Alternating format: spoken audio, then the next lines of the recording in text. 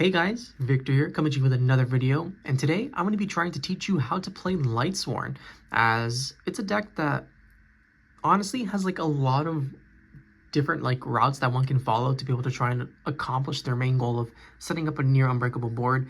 And it's to the point where it's very easy for a lot of players just to get overwhelmed by the amount of options and just play suboptimally. And I'm like no stranger to this as well, right? Because even for someone like me, it's still pretty difficult to be able to just find the right routes consistently, just because like I said, there are so many different routes that one can take to just try and play the game as well as possible. Even so, I'm going to do my best. Hopefully I don't misplay too hard. I'm sure you guys will let me know down below if I have. Yeah, as far as like the deck goes, we're going to be using the Lightsworn deck that I just recently posted on this channel, which should have gone live, I believe, the day before this one. So if you just want like the basis of the deck, feel free to check that video out. And if not, let's just jump straight into it. Now, as I always do with these videos, we're going to be shuffling the deck to ensure that the hands are as realistic as possible, just because you don't really get anything out of it if I just show you my custom hands, right? If I could just give myself the best hands, clearly this deck would never lose, and that's not very entertaining or informative. So we're just going to do one of these really quick to ensure that it's as shuffled as possible and as realistic as possible.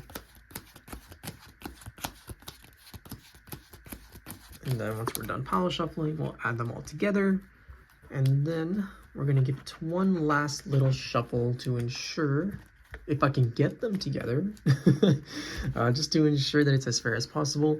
And we have a fire energy there just to basically show off where the middle of the field is, so that we have like an easier time tracking it when we try to like link summon and stuff. So that's the only reason why that's there.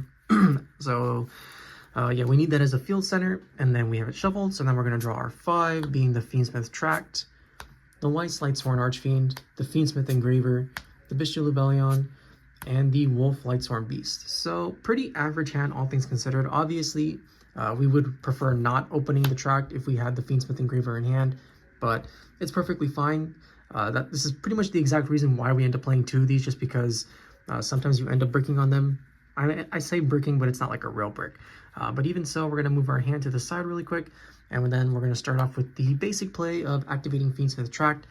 Even though we can go for like the Wolf Weiss play, it's smarter to go for the Fiendsmith engine, just so that we can set up the Caesar first to ensure that we just don't get blown up by Nib, as the normal Lightsworn combo will pretty much always hit 5 summons. So yeah, just got to keep that in mind. If you have the Fiendsmith engine, it should almost always be like the first thing you do. So we're going to add the Tract, and then, or we're going to add the Larry with the Tract, and then we're going to discard the Larry, and then Larry's effect will activate to bring itself back. Zone, doesn't matter. Then from here, we're going to link off the Larry into our Fiendsmith Requiem, and then our Requiem's effect will activate, tributing itself to summon out the Engraver from our deck. And then from there, much like Larry, the zone doesn't matter. And I do play the Lacrima also in this deck, but truth be told, it doesn't really come up all that often. It's basically just Fiendsmith Engraver Turbo. The Lacrima is more of a, I guess, like a resource play, so that you can use it during your opponent's turn, right? Because you're going to mill it at some point, and its effect being able to special summon in, like a link monster to your field. Usually, well, it's pretty much always going to be the Requiem, and then Requiem being able to summon out the Engravers from your deck, if you have any, is pretty solid. Or even like I'm pretty sure you can summon out the Lacrima that shuffled itself back to get the link, but whatever, honestly. It's just there to be there for the most part. We're going to activate Requiem's Graveyard effect, equipping it to the Engraver. Then we're going to send the Engraver and the Requiem to summon out the Necro-equipped Princess. Now, because we actually opened up the Bestial Lubellion in our hand, we can activate the Bestial Lubellion before we commit more to our Fiendsmith stuff. And we're of course going to be adding Bestial Magnuma just so that we get that extra search during the end phase. And then, because the Bestial Lubellion discarded itself for cost to the graveyard, we're going to be able to activate our Necro-equips effect to be able to draw a card. So, just right there, you know, off of that small little interaction, we go pretty plus, honestly, and we draw an Ash Blossom to stop that Molcharmy Foolus that our opponent already dropped on us. But yeah, so perfectly fine hand, you know, if you're going first. Having that Ash Blossom, even though it's not going to be stopping the Foolos anymore, obviously, it's still nice as like a protection card to be able to try and stop our opponent's future plays. And then we're good. Yeah, that works. Then we're going to be activating our Engraver's effect. I like putting back the Requiem just because even though we do play the Lacrima, I don't really enjoy shuffling back Larry just because it's kind of like a bad mill in my opinion. So yeah, we just want to minimize those as much as possible to try and get the most value out of our graveyard and like the cards that we can mill. So we summon the Engraver, and then we're just going to overlay finally into the DDD Wave Hiking Caesar just to ensure that we don't get blown out by Nibiru. Then from here, we can finally start our Lightsworn combos. However, because we have the Lubellion in graveyard and we don't want to mill the Branded Regain, we're probably going to start with the Bestial Magnum first. So we're going to special the Bestial Magnum, and we're just going to banish the Lurry because it's literally worthless at this point. It's already got its job done. Be sure to activate your Magnum's effect on summon because it activates on the summon, and if you forget to declare it, you won't be able to search during the end phase. So, you know, very important stuff to be able to just continue playing during your opponent's turn. And then we're going to tribute our Magnamut to get the Bestial Lubellion, and then the Bestial Lubellion's effect will activate to be able to place the Branded Regained from our deck into our Spell and Trap Zone. So, just off of that, that's honestly pretty good value for the most part. And we haven't even committed our normal summon yet, so we basically just have like free reign to do whatever we want. And at some point, we're probably going to end up tribute summoning this Fiendsmith Engraver. I'm not going to lie to you guys, which could be pretty cute, pretty funny, but we'll see how this ends up going as we play along. Next, we're going to finally activate our Weiss Lightsworn Archfiend, stacking our Wolf on top of our deck, and then we're going to mill the Wolf plus one more, being the Judgment Dragon. Unfortunate, but it is what it is.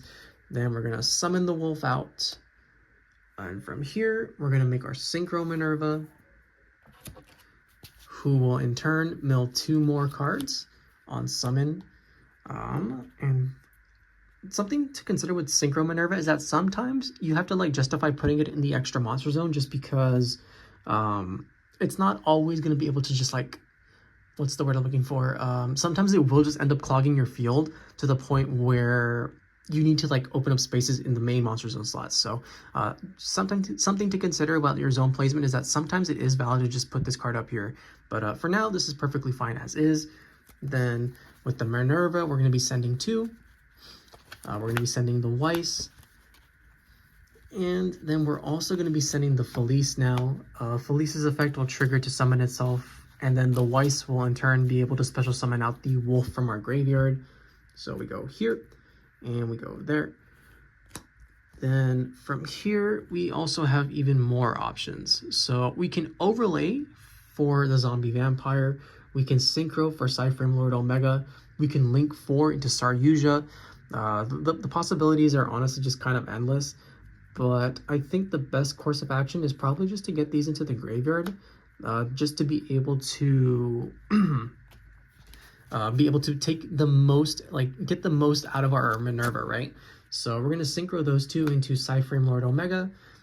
Just to clear up a little bit of space, we're going to activate Omega's effect to be able to banish itself and a card from our opponent's hand. And if it happens to be a light or dark, we now have Branded Regained as well, just to be able to put that card to the bottom of the deck and then draw another card, which does come up pretty frequently. So, you know, got to be aware of things like that. Then from here, because we have our 4 Lightsworn monsters, we're going to be activating our Minerva. So we're going to be banishing those 4 Lightsworns for cost to mill 4 cards. So we have the Charge, the Wolf, the Lubellion, and the Ash. Pretty mediocre, all things considered, but hey, you know, it's Lightsworn. Wolf's effect will activate to bring itself back, which is okay. Then from here, you also have even more choices, but the best course of action would probably be just to overlay these into the Zombie Vampire. And for sure, you got to put the Zombie Vampire up here just because you're going to link it off at some point. Like, there's no ifs, ands, or buts about it. So we're going to activate the Zombie Vampire's effect. The Detach also doesn't really matter all that much just because we already have another Bestial Lubellion in the grave, I believe. Yep. So if we manage to, like, we already used its effect, so it doesn't really matter all that much. But if we had hit like a Seyfried or something, right, we could do a little bit else, but it's fine. The Minerva, detach it, mill 4, and then we're going to special summon 1, 2, 3, 4. Perfect. So we're going to special summon the Dragonling out, and then on a new chain link, we're going to be doing Wolf Chainlink 1 because it's mandatory to activate, and then Chainlink 2, we can finally do Lightsworn Dragonling as it's special summoned, and it does not need to be special summoned by its own effect in order to activate. So Dragonling will Foolish first, and it's probably just going to send another wolf if I'm being honest. Oh, or did I run out? Unfortunate. Oh, yeah. So this is one of those misplays that I was talking about, right? Because I only play the one Felice, you do have to be a little bit more manageable with it. And what I should have done was I should have activated my branded regain after I milled forward to put this back at the bottom and draw a card. But, you know, it's all good. So we just got to improvise now. We're going to send the Aegis instead, just because Dragon Link can send any card, and just by sending the Lightsworn Aegis, that means that we're gonna have a negate for some other stuff. So we get our Wolf back, and then the Aegis effect to reset itself. So now that we have the Aegis, it is pretty important to ensure that we keep a Lightsworn on the field just to be able to, you know, actually properly activate it. And for now, I think that's honestly pretty okay for the most part. We have our Keldo in the grave already. We have our Bishop Lebellion waiting for us in the end phase. We haven't used our normal summon yet, so if we want, we could actually normal summon the Ash to be able to link it to Saryuja, or we can tribute summon the Engraver, depending on if you want to like keep this in your hand or whatever. So let's just see what happens, right? So let's tribute one wolf to normal summon our Fiendsmith Engraver. Now, who would have thought, right? And then we're gonna link 4 into our Saryuja. Hopefully we draw a Lightsworn, but hey, you know, sometimes we just pay the price for gambling. Saryuja's effect will draw us 4 cards. So we draw Raiden, Trick Clown, Lebellion, and Ash. So these 2 easy to get rid of just because we prefer to use them. And then the question is, do we value more the Raiden Mill 2 or the Trick Clown coming back? Or do we just want to keep another Ash Blossom? And truth be told, with our hands, because we have the Aegis, we basically need to guarantee it. So we're probably just going to do that, even though our hand isn't the strongest, or like our field isn't the strongest, just because of like my small misplay of not putting down the Felice. But it's important to keep those in, you know, just because, like I said, this is a hard deck to play. So the smallest things can definitely just like completely turn the tables. Next, we're going to activate Saryuja's effect, special summon Raiden. It gains 300 attack because of Saryuja, but I don't know, maybe it'll matter, who knows. We're going to activate Raiden's effect to mill 2, being the Druis and the Dragonling. Because we mill the Lightsworn, this card gains 200 attack until the end of your opponent's turn, so now it's a beefy 2200, which, great for us, I guess. And with that, we can probably just proceed to the end phase, if I'm being honest, just because we don't really have much going for us.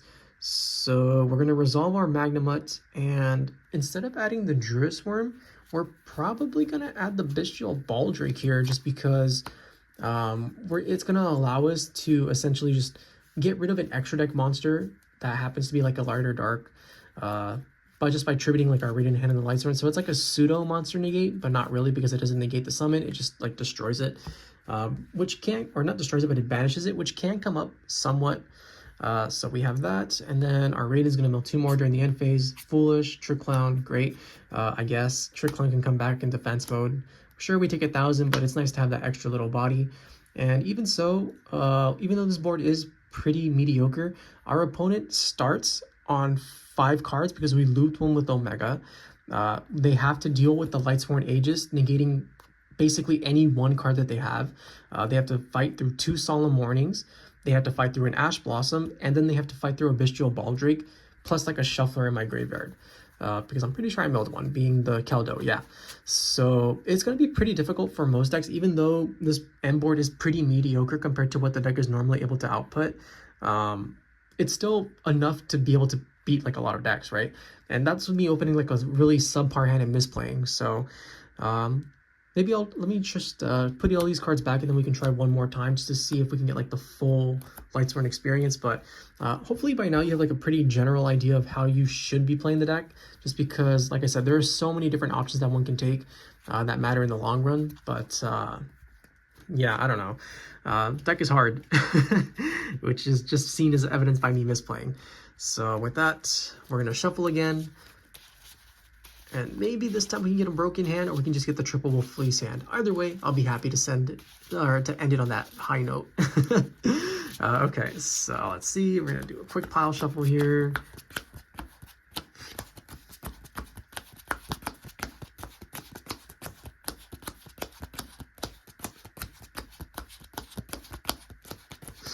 And then we're going to bring them all together again.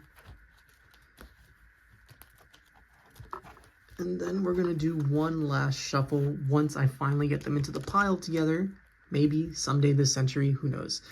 We're going to leave that there because we still need that to emphasize where the center of the field is. And then we're going to shuffle a little bit more just to ensure. And then from there, we can draw our starting 5, being the Dragonling, the Larry, the Seifert, the Baldrake, and the Wolf. All right, another pretty mediocre hand, which is basically going to be like the standard for Lightsworn, but we could still do a couple of really cute things with this. So this is one of those things that I talked about in the video, right? Where it's actually a situation where you can summon the Starlight Seifert, or you can go with the normal summon Larry, but the Larry doesn't really add much for us.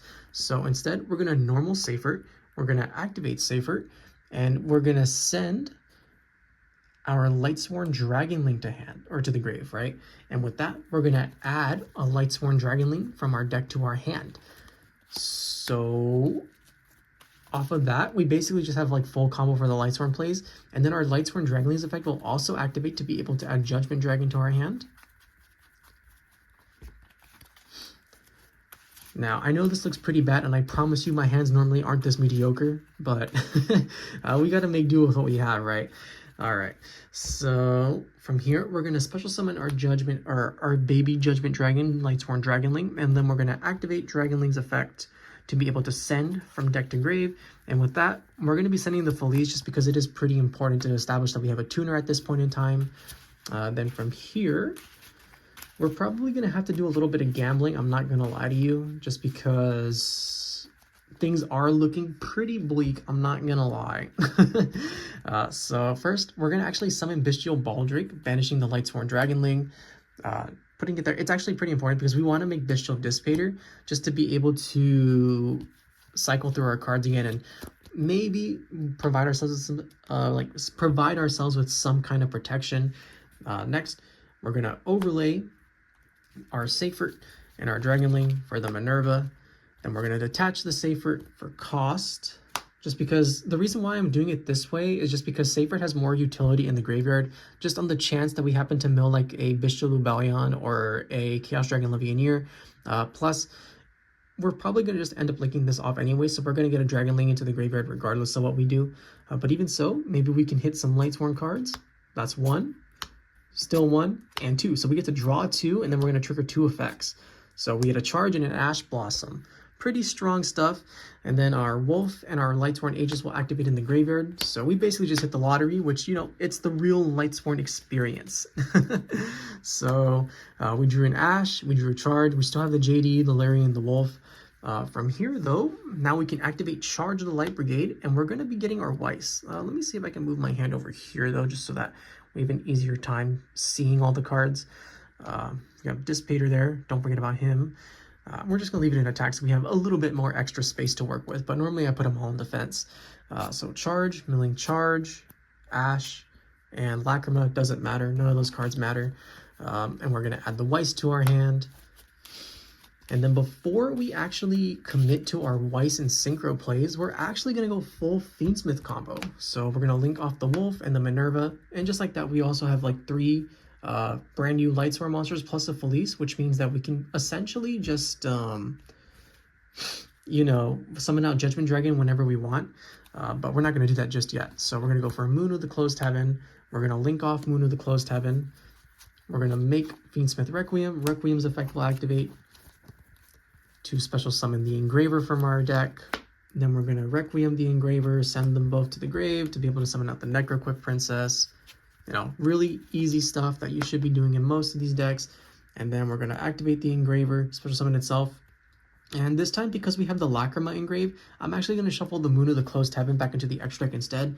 Especially because its effect is a little bit more useful, right? As we're able to use our opponent's monsters that it points to be able to link with. But it's nice to have that just in case. Then from here, we're going to Exceed Summon for our Caesar. It's important not to put this one in the extra monster zone just because you, like I said, you don't want it to get like linked off with or whatever. It's pretty important just to keep that there. Next, we can finally activate our Weiss. So we're going to activate our Weiss. We're going to take the wolf in our hand. We're going to stack it on top, mill it, and then along with that, we get this mill the Ringo worm, which is pretty cool because that means that we're now going to be able to essentially get like a free level 2 token to be able to just like do whatever we want with it, if I'm being honest. But that's neither here or there, because normally what we would be doing is using the level 2 token to go into Dissipator, but we've already done that, so I guess it's fine for now. We're going to summon the wolf, then we're going to synchro for 8, go for the Minerva play. Minerva is going to send 2 more. Then with the Minerva, we're going to send the Weiss and another wolf, if we can find it. There it is. And now this is actually one of those plays that I was talking about where you might be justified in putting the Minerva in the extra monster zone, just because even though we do have these two and we're probably just going to make like Omega, for example, and clear up board space that way, it's still pretty important just to like have the options to be able to summon more than possible normally. So we're gonna leave this here for now though, but I just wanted to bring that to your attention. So we're gonna synchro for 8. We're gonna make Omega. We're gonna activate Omega's effect to loop a card.